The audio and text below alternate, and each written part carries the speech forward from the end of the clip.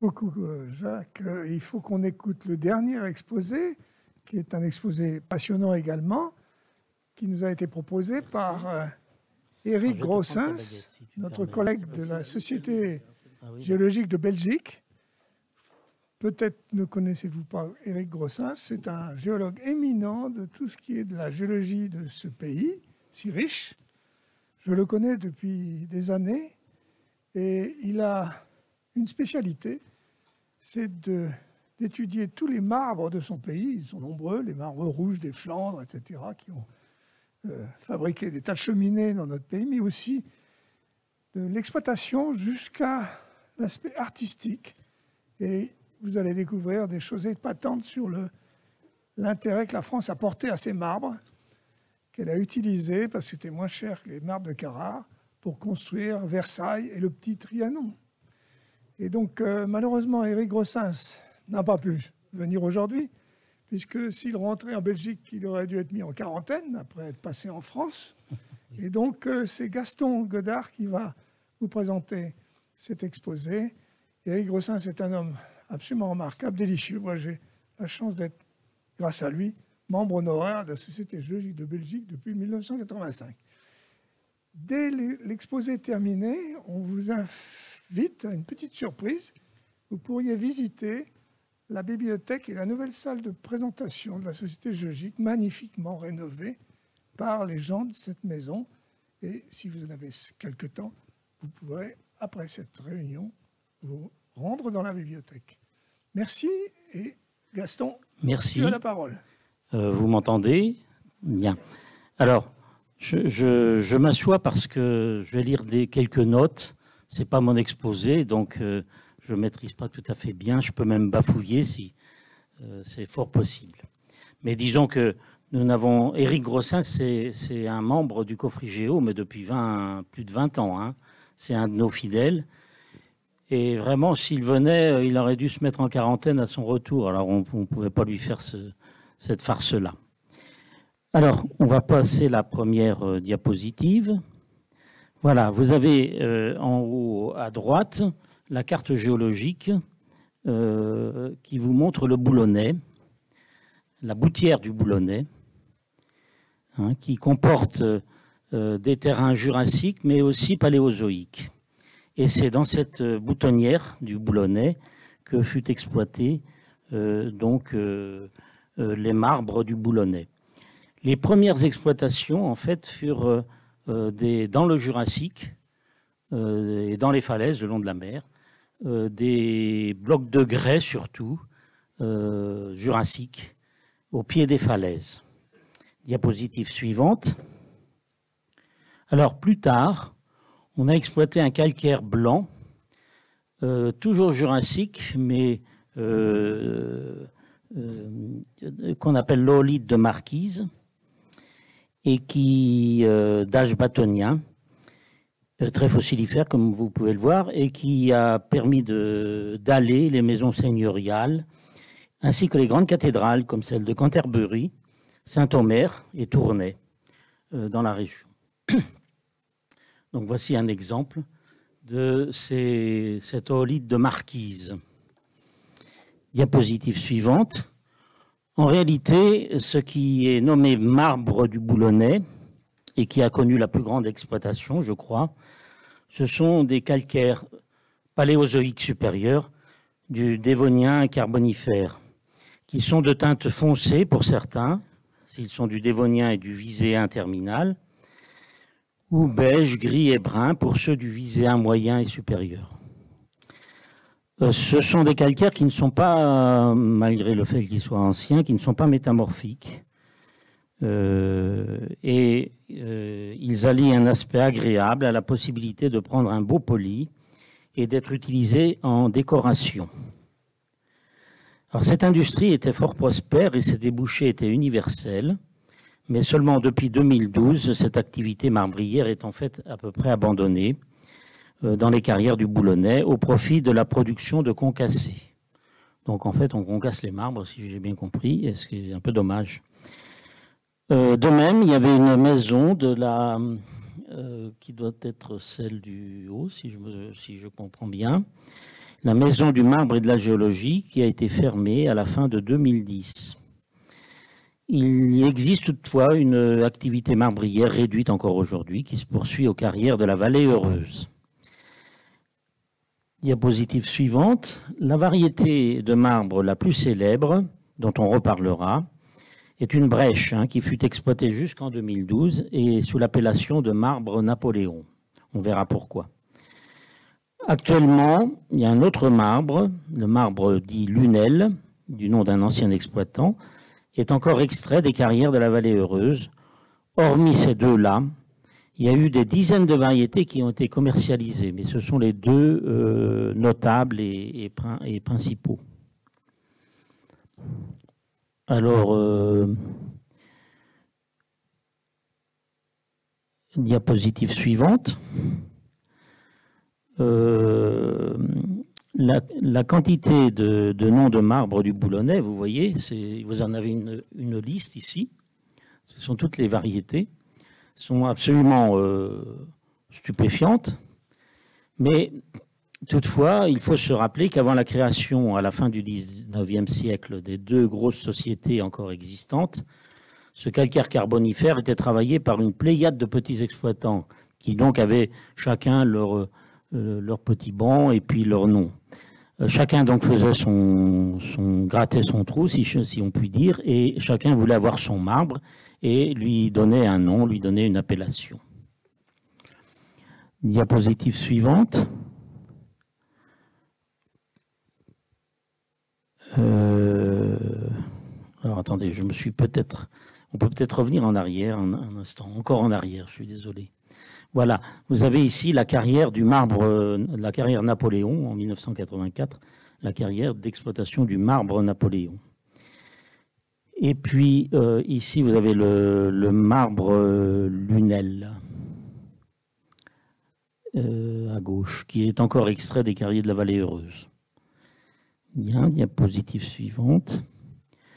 Donc vous voyez qu'il y a ici une centaine de noms recensés, et là, rien que pour 32 mètres de calcaire, vous avez les épaisseurs ici des différentes strates, eh bien vous avez à peu près 24 noms. Diapositive suivante. Voilà, alors remarquons que les dénominations marbre du Boulonnais, ou marbre marquise, ou le terme stinkal, dont nous reparlerons, sont des termes ambigus. Avant la Restauration, les marbres du Boulonnais et les marbres de marquise qualifient probablement exclusivement le stinkal. Donc la définition n'est pas très claire, car pratiquement c'était le seul exploité comme marbre.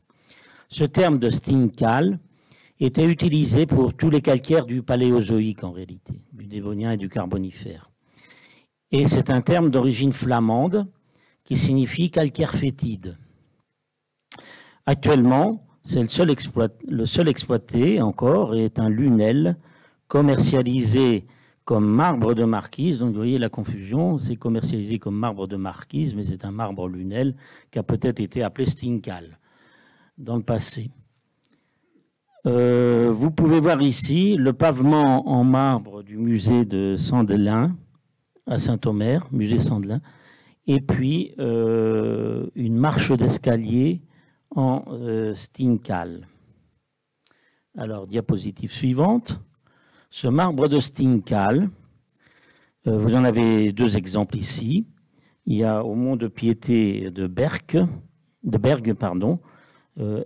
avec le fossile Hexagonaria, bien visible ici.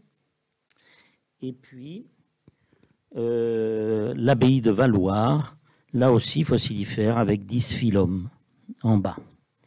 Ce marbre de ce stinkal-là est un calcaire à fond gris-brun sur lequel se dessinent des taches irrégulières, brun foncé ou noir. On en trouve donc, comme ici, agrémenté de fossiles, de brachiopodes, de rugueux, parfois de stromatopores, qui confirment un âge franien. Il a surtout été utilisé pour le dallage, mais on connaît de belles cheminées réalisées aussi dans ce matériau. Son exploitation semble être très ancienne, bien que la concurrence de l'oolite de Marquise, qui est jurassique, bâtonien, nettement plus facile à extraire et à tailler, devait être rude. À cette difficulté s'ajoute l'absence de route carrossable, et donc l'usage du stincal est resté longtemps local.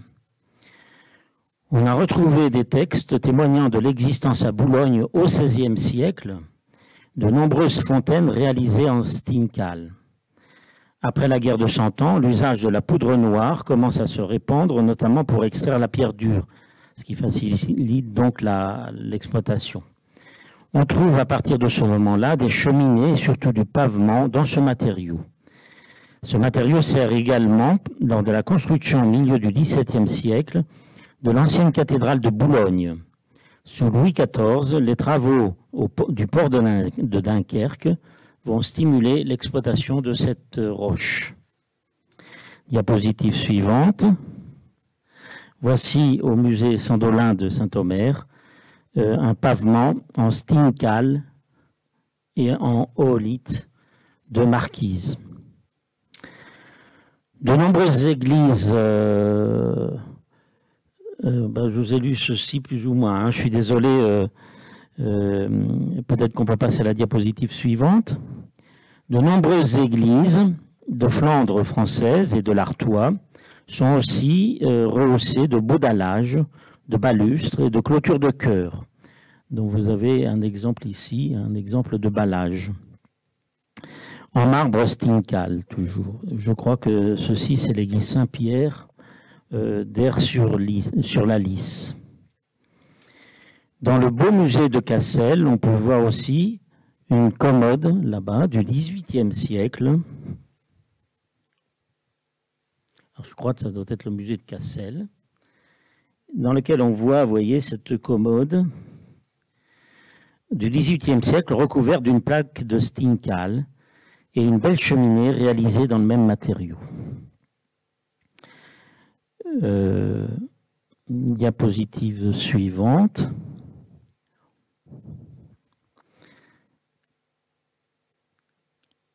Il y a de beaux exemples d'utilisation de marbre stincal aussi qui sont visibles à l'abbaye de Valloire au XVIIIe siècle, tant dans le logis abbatial que dans le pavement de l'église et d'autres lieux.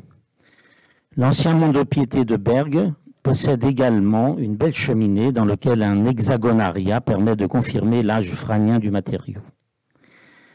Franien, c'est donc dévonien. En 1847, les statistiques du canton de Marquise indiquent que les carrières les plus considérables sont celles du Haut-Ban, qui sont viséens, et 35 ateliers sont en activité à Ferques. 5 produisent le marbre Henriette et d'autres le marbre Stincal. Donc 35 ateliers en 1847. 400 ouvriers sont employés aux extractions. Ce nombre s'élevait à 600 en 1840. On en attribue la diminution d'effectifs à l'installation d'usines métallurgiques de Marquise. 200 chevaux sont occupés au transport des pierres. La date de la disparition de ce matériau stincal est difficile à déterminer. À l'exposition universelle de 1855, on expose encore la stincal et le répertoire des carrières de pierre de construction de 1889 mentionne encore à Ferques les carrières en activité. Alors maintenant, voyons les marbres viséens du Boulonnais. Si je comprends bien, le stincal est plutôt franien. Et les marbres viséens, les marbres du Boulonnais, une grande partie des marbres sont donc viséens. Et ils étaient, jusqu'à il y a peu de temps, très activement exploités par 2 sociétés, les carrières du Boulonnais et les carrières de la Vallée Heureuse. Ce sont des calcaires clairs, généralement beiges, parfois roses ou violacés, homogènes ou en mélange. Certains sont veinés de stylolite rouge. Alors on en voit ici, bien sûr. Vous voyez, vous avez des stylolites rouges. Alors pour les non spécialistes, le stylolite, ce sont des surfaces de dissolution de la calcite et s'accumulent dans cette surface des produits non solubles. Et donc ça forme comme en particulier des oxydes, et ça prend des teintes brunes ou rouges. Et ça donne de jolis dessins. Donc,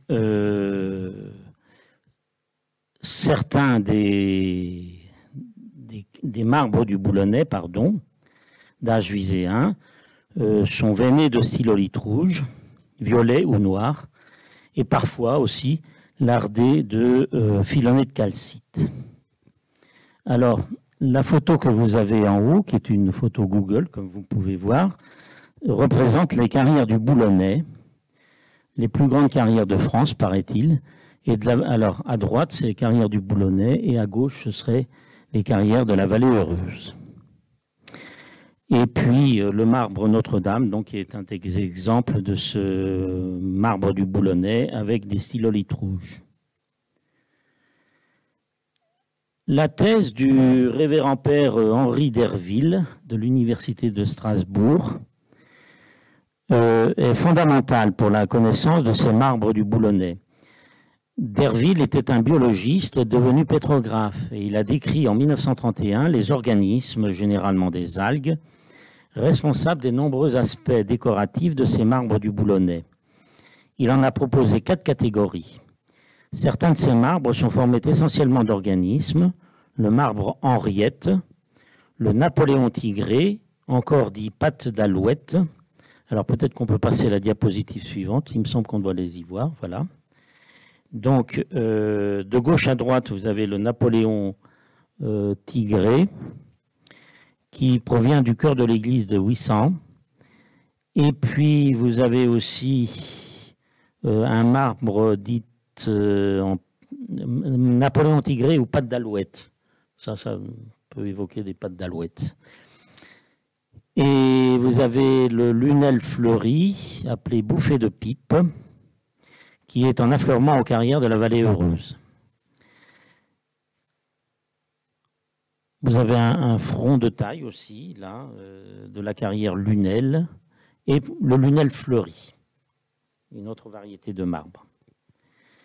Enfin, vous avez le célèbre Napoléon Grand Mélange, qui correspond à une brèche formée de blocs anguleux et arrondis de calcaire varié, avec de nombreuses pseudomorphos de gypse. Si on passe la diapositive suivante, je pense qu'on doit les voir.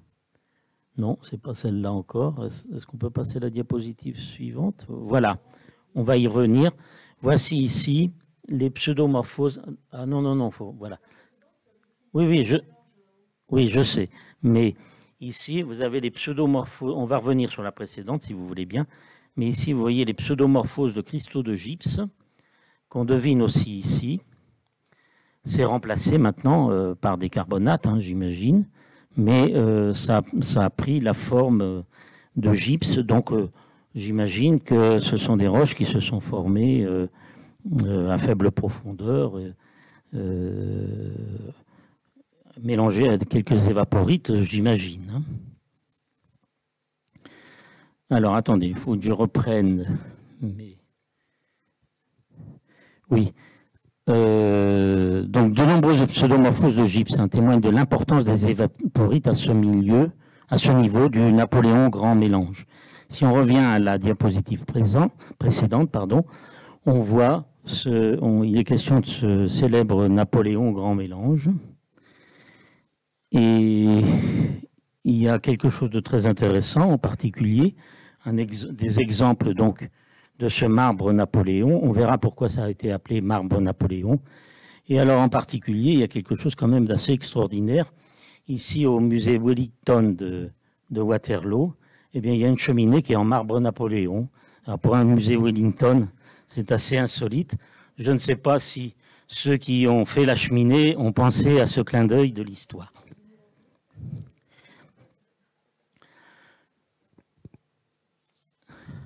Diapositive suivante. Donc un autre aspect avec les pseudomorphoses de gypse de ce marbre Napoléon. Ce seraient les marbres les plus anciennement exploités, les marbres de cette catégorie, du Boulonnais les plus anciennement exploités seraient les marbres Henriette et Caroline. La plus ancienne référence écrite se trouve dans l'inventaire de 1611, après le décès de Mathieu Jacquet, marbrier à Paris, où l'on parle de 3 tranches de marbre de Boulogne. Mais cela ne nous indique nullement le type de marbre. Il en est question dans l'encyclopédie de Diderot, 1751, où on peut lire que le marbre de Boulogne est une espèce de brocatelle, mais cela peut également s'appliquer à la stincale, d'autant qu'il cite aussi comme exemple le jubé de la cathédrale de Boulogne, qui est en stincale. En 1755, dans l'Histoire naturelle de Desalliés d'Argenville, qui est un célèbre ouvrage sur l'inventaire des matériaux de l'époque, on peut lire sous la rubrique marbre: au village de Marquise, près de Boulogne-sur-Mer, du brun taché de noir, on le nomme Stingal. Non pas Stinkal, mais Stingal. Le même canton fournit du gris sale, mêlé de rouge, on l'appelle lingon. Le macarné, autre marbre de ce pays, est rougeâtre, marqueté de blanc. Alors vous voyez que dans la nomenclature, il y a eu des variations assez étonnantes, assez confuses. La dénomination lingon ou lingon est probablement une déformation des noms de villages de Lollingen et Ellingen. Le terme macarné serait une déformation de malcarné. Et en effet, il correspond normalement au biostrom rougeâtre à polypier. Ce sont probablement des marbres viséens. Alors, diapositive suivante, on passe. Pourquoi est-ce que il y a eu cette dénomination de marbre Napoléon dans ces marbres du Boulonnais? Eh bien, c'est en grande partie lié à la construction de la colonne de la Grande Armée. Je vois 1802, mais il me semble que c'est peut-être bien 1804. Hein, je ne suis pas tout à fait sûr. Vous savez que Napoléon, après la rupture du traité de la paix d'Amiens, Napoléon voulait envahir l'Angleterre. Il avait de bonnes raisons. Seulement, et donc la Grande Armée s'est amassée à Boulogne. Et les circonstances, en particulier la bataille de Trafalgar, et puis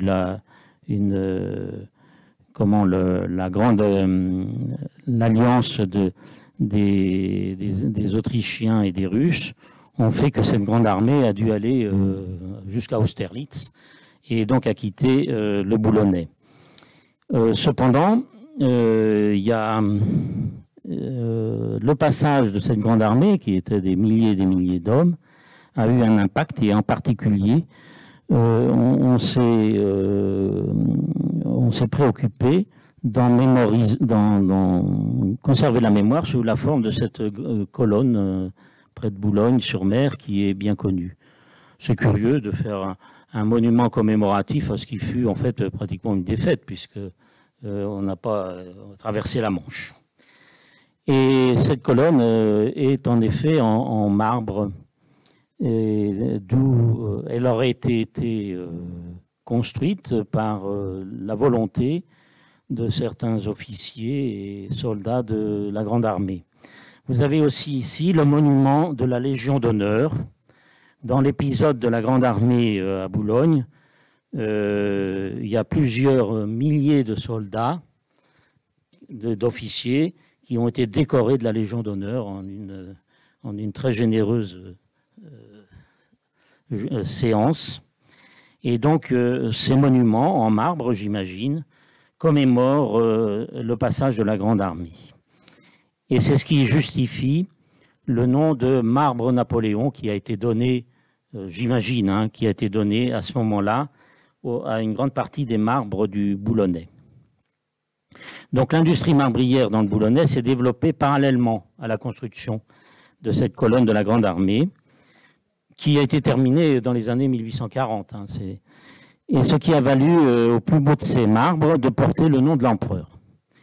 Une première carrière de marbre Napoléon fut ouverte au hameau de Bléquenec par un marbrier sculpteur, Jean-Baptiste Gaudy, en 1802. Il était chargé de construire justement la colonne de la Grande Armée. Les entrepreneurs Lunel et Castinel participèrent également à cette construction.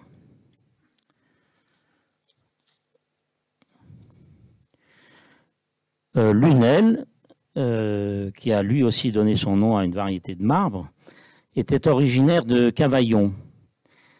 Si on passe la diapositive suivante, on doit voir la carrière Lunel. Voilà, la carrière Lunel en haut. Donc, Bénestruc Lunel, 1770-1841, originaire de Cavaillon, ouvre également une carrière dans le même hameau et on peut même se demander si ce n'est pas la même carrière en réalité. Et ça deviendra la carrière Lunel. Cette carrière Lunel a été le marbre de cette carrière. Vous le connaissez, vous l'avez vu, parce que c'est le marbre des marches du perron de l'Élysée. Alors bon. Mais les affaires de Lunel tournent mal et finalement il se retire. Notre ami Éric Gressens, là en 2020, a consacré un article à la saga de ce juif du pape. C'était un juif puisqu'il était de Cavaillon. Vous savez que le comte Avenassin, il n'est pas né français puisque le comte Avenassin était un territoire papal jusqu'à la Révolution. Et comme il y avait eu des persécutions, notamment au moment de la Grande Peste, les papes avaient protégé les Juifs alors que la France les persécutait plutôt. Et donc, il y a toute une communauté juive encore à Carpentras aujourd'hui, dans l'ancien comtat venessin qui est devenu le département du Vaucluse. Donc, ce Lunel est devenu marbrier, puis après un exil en Belgique. Pourquoi s'est-il exilé en Belgique? Je ne sais pas. Il est devenu constructeur du pont des Saints-Pères que vous connaissez, le pont des Saints-Pères ou le pont du Carrousel, hein, au Louvre, près du Louvre. C'est lui qui a construit ce pont, mais je pense pas que c'est plutôt un pont métallique. Qu'est-ce que vous en dites? Je ne pense pas qu'il soit en marbre. Vous avez aussi l'acte de naissance de Bénestruc Lunel en 1770 aux archives municipales de Cavaillon. En 1808, dans son traité des pierres précieuses, Cyprien Prosper Brard, alors c'est la diapositive suivante. Ah non, la diapositive suivante, c'est des exemples de ce marbre Lunel. Alors, donc paraît-il, le perron de l'Élysée en fait partie, mais aussi une partie des escaliers de la crypte des Invalides. Hein, bon, tout l'escalier. Mais il a l'air d'être plus obscur que le perron de l'Élysée. Alors, je ne sais pas, ou c'est la lumière qui est différente peut-être. Voilà, et ici, Cyprien Prosper Brard, dans son traité des pierres précieuses, établit la liste des marbres par département de toute la France. Hein. Il signale donc que le marbre de Boulogne est vulgairement appelé marbre Napoléon, qu'il a été découvert nouvellement. En réalité, ce sont les exploitations récentes de Lunel.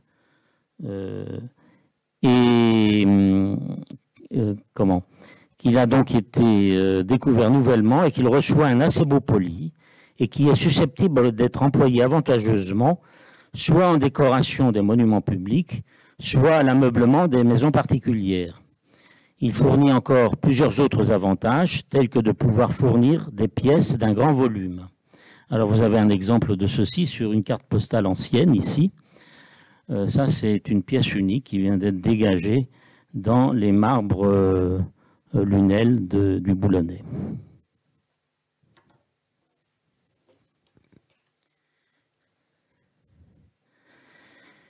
Lors de la Restauration, on a passé l'époque de la colonne de la Grande Armée et du marbre Napoléon, évidemment. Lors de la Restauration, diapositive suivante, on doit changer le nom marbre Napoléon, ça n'est plus convenable. Un marbre ne peut pas porter le nom de l'usurpateur. La diapositive suivante, s'il vous plaît. Voilà, merci.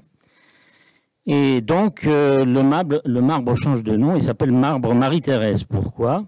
C'est en l'honneur de Marie-Thérèse de France, la fille de Louis XVI et Marie-Antoinette, vous savez, la seule survivante de la famille, duchesse d'Angoulême, puisqu'elle avait épousé le cousin, le fils du futur Charles X, le duc d'Angoulême. Elle aurait pu devenir reine de France hein, si il n'y avait pas eu la révolution de 1830. Mais bon. Donc, ça devient le marbre Marie-Thérèse pour quelque temps, puisque, évidemment, avec Napoléon III, ça redeviendra marbre Napoléon. D'autres l'appelaient aussi le marbre de la colonne. Pour éviter de dire marbre Marie-Thérèse, on disait marbre de la colonne, puisque la colonne de la Grande Armée était dans ce marbre. Dans son vocabulaire des arts et métiers, Morisseau, en 1814, cite un certain nombre de marbres, et parmi ceux-ci, le ré, qui correspond au Napoléon. Éric Grossens nous dit « Je n'ai jamais trouvé ce terme ailleurs et j'ignore son origine ». Par contre, lorsqu'on consulte le mot marbre sur Wikipédia, c'est la liste des marbres reprises de cet ouvrage que l'on trouve. Et voilà ici, sur Wikipédia, mais Wikipédia ne fait que reprendre des textes anciens souvent. Depuis, bien d'autres variétés ont été nommées et se sont ajoutées à la liste de ces marbres du Boulonnais. En haut, vous avez aussi Napoléon, en haut de sa colonne, là, et qui est donc en marbre du Boulonnais, la colonne, et paraît-il, il tourne le dos à l'Angleterre. Alors, je ne sais pas s'il faut y voir un symbole quelconque, mais bon. Au XIXe siècle, il y aura des progrès techniques, en particulier dans les opérations de sciage et de polissage du marbre. On peut passer peut-être à la diapositive suivante. Voilà, oui. Ce polissage et ce sciage commencèrent à se mécaniser justement sous la Restauration. Le premier établissement consacré à ces travaux fut créé à Rinxan en 1822. On ne sait quelle force motrice ce dernier employait. Il existe à peu près à la même époque 2 petites scieries de marbre qui étaient mues chacune par un moulin à eau. Mais c'est Frédéric Sauvage, 1786-1857, dont il doit y avoir une statue ici, qui était de Boulogne, hein, si je me souviens bien. Et ce Frédéric Sauvage est tout à fait connu pour autre chose. C'est l'inventeur de l'hélice de marine. Avant lui, les bateaux à vapeur étaient mus par des roues à aubes. Et lui, il a inventé l'hélice qui avait un rendement énergétique, c'est une efficacité sans doute bien supérieure. Et depuis, tous les bateaux sont à hélice. Eh bien, ce célèbre inventeur exploite à l'époque la carrière d'Ellingen. Et il fit faire des progrès très notables à la mécanisation du sciage et du polissage du marbre. Il installa vers 1822, également à Ellingen, un moulin à vent, que vous devez voir ici, un moulin à vent à l'aide duquel il parvint à faire fonctionner plusieurs machines de sa conception, dont une pouvait scier 60 plaques de marbre à la fois. Donc, il utilisait le vent, lui, comme source d'énergie. L'essor de l'industrie marbrière dans le Boulonnais au XIXe siècle est surtout redevable à la création des voies ferrées d'Amiens à Boulogne, qui donnait un débouché. Cette voie ferrée a été ouverte en 1848 et de Boulogne à Calais en 1867. Ensuite vint l'exploitation des carrières par des sociétés à gros capitaux. Alors la diapositive suivante doit nous montrer l'importance du capitalisme et des chemins de fer dans le développement au XIXe siècle de cette industrie marbrière, qui passe à un stade, du stade artisanal au stade industriel, si vous voulez. Le catalogue de l'exposition universelle de 1855 cite dans la liste des marbres exploités en France les lunels blancs, les lunels fleuris et les Napoléons. Le nom de Napoléon est retourné, bien sûr, on est en 1855. Les Napoléons rosés, fleuris et gris. C'est en 1873, je crois que le nom de Napoléon, malgré la chute de Napoléon III, est resté malgré tout. En 1873, que commencent les études géologiques, pour le coup, des terrains qui contiennent ces marbres, des terrains viséens, dévoniens. Les études géologiques détaillées du Boulonnais commence avec les travaux de Jules Gosselet, dont on va voir la photo, je pense, à la diapositive suivante.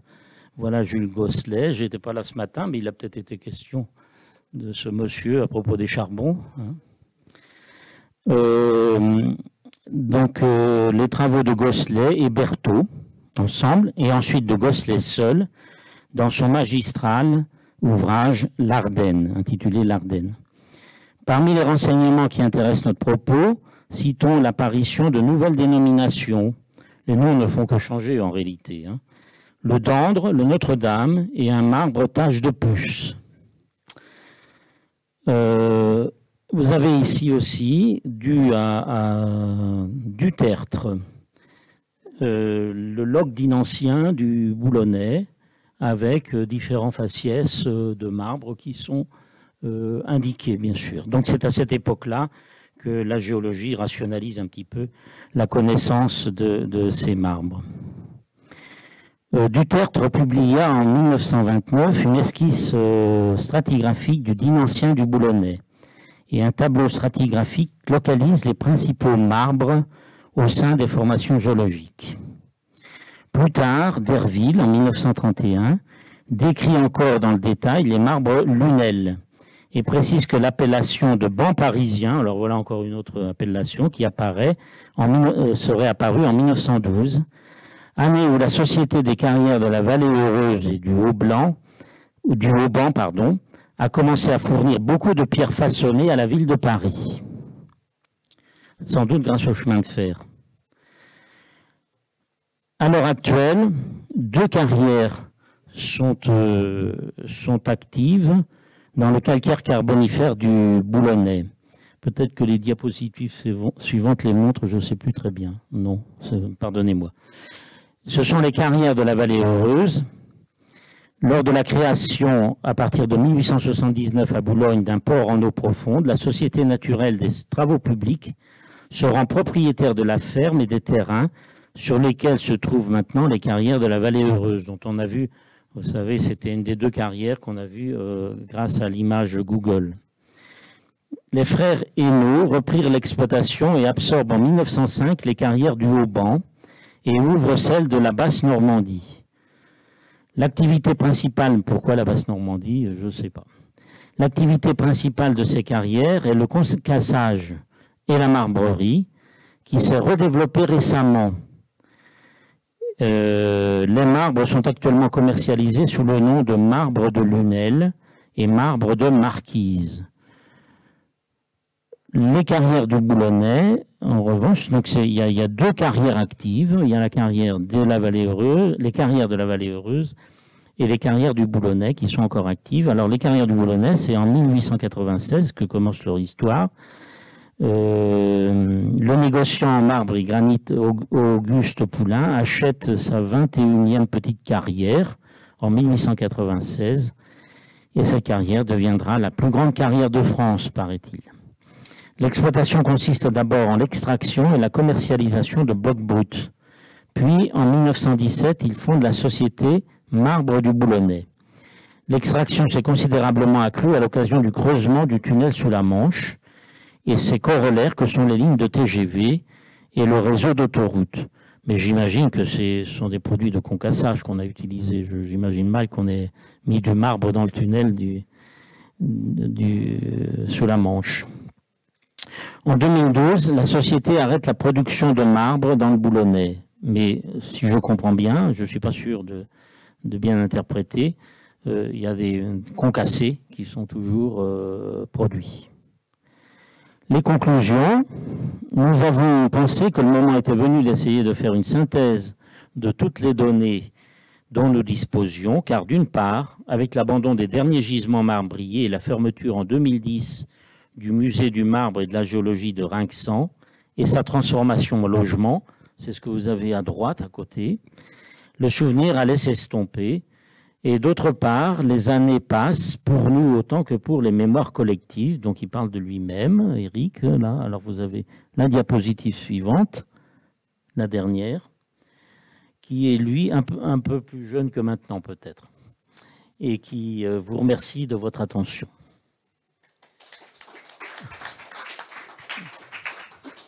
il peut évidemment difficilement répondre à distance aux questions, mais il m'a dit de vous charger de vous dire que vous pouvez lui demander, il y a des tirets à part aussi, bien sûr, vous pouvez lui écrire à cette adresse-là.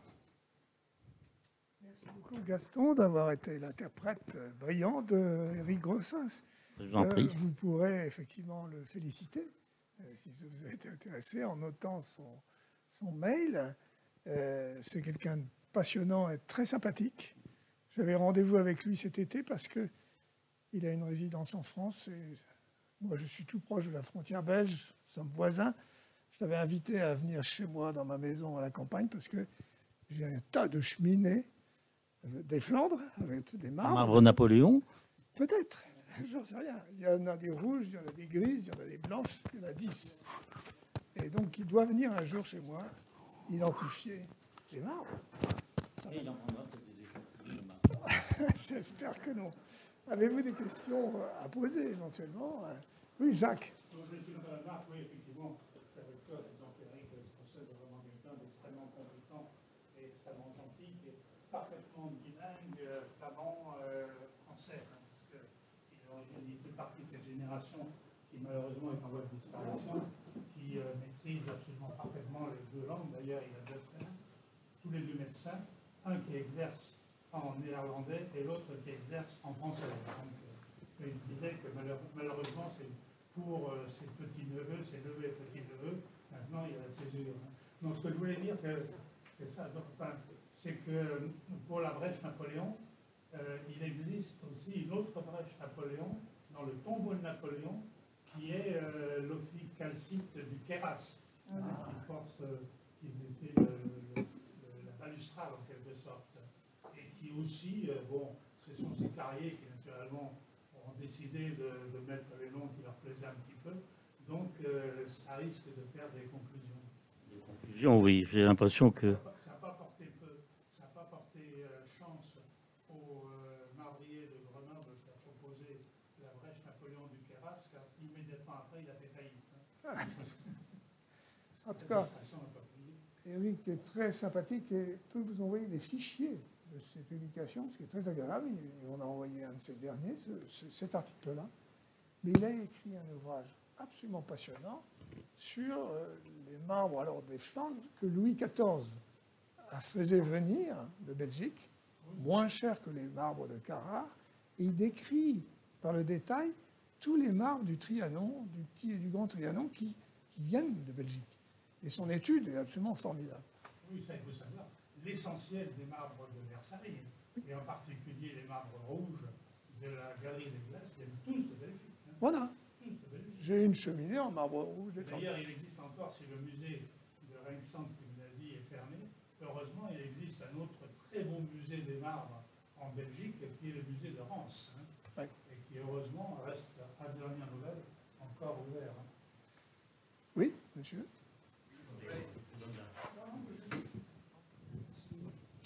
Oui, je pense qu'il faut quand même mentionner aussi un magnifique musée du marbre en France, qui est à Bagnères de Bigorre. Hein, et je crois savoir qu'effectivement, à Versailles, il y a aussi les productions des Pyrénées qui se retrouvent, disons... Production des Pyrénées, mais aussi la montagne noire. Hein, il y a... Non, mais voilà.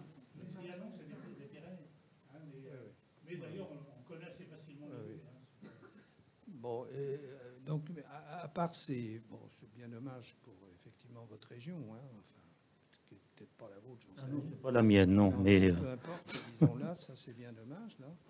Mais est-ce qu'à votre connaissance, vous avez eu vent d'autres musées du marbre, quelque part en France, ou donc en Belgique, ou dans le Benelux? alors, moi, je ne connais pas, mais peut-être que d'autres savent répondre à cette question. Oui. Sinon, il y a d'autres. Il y avait pendant un certain temps, mais je ne sais pas s'ils ont exposé, il y a une très belle collection de marbre historique au musée des Colonines, parce que c'est pratiquement les échantillons qui proviennent de l'inventaire de Ricard de Curie. Hein, à l'occasion de 1858, Ricard de Curie avait fait un inventaire général des marbres pour un petit peu dire que les marbres français valaient en qualité les marbres étrangers, en particulier italiens, qui étaient importés. Et ensuite, il y a eu une note des services des mines pour enjoindre aux responsables des arrondissements miniers d'envoyer à l'école des mines, qui à l'époque jouait le rôle du BRGM, c'est-à-dire qu'il y avait en quelque sorte la cartothèque de France, d'envoyer des échantillons. Alors quand on y était, on a fait l'inventaire, ça existe, hein. Ça doit être d'ailleurs sur Internet. Il y en a une petite quantité qui était exposée, je ne sais pas où ça en est encore. En particulier, une très belle collection des marbres du Boulonnais qui avait été envoyée par les carrières du Boulonnais avant qu'elles ne ferment. Une collection absolument complète. Moi, ce que je regrette quand on visite les châteaux, Prenez le micro parce que c'est enregistré. Il y a une chose qu'on peut regretter, disons, dans notre beau pays, c'est quand on visite les châteaux ou autres établissements qui ont des cheminées, par exemple, ou, bon, toutes sortes de choses en marbre, quand on les interroge, hein, personne ne sait répondre. De quelle provenance, hein? Donc la culture du marbre, disons, est faiblarde. Hein?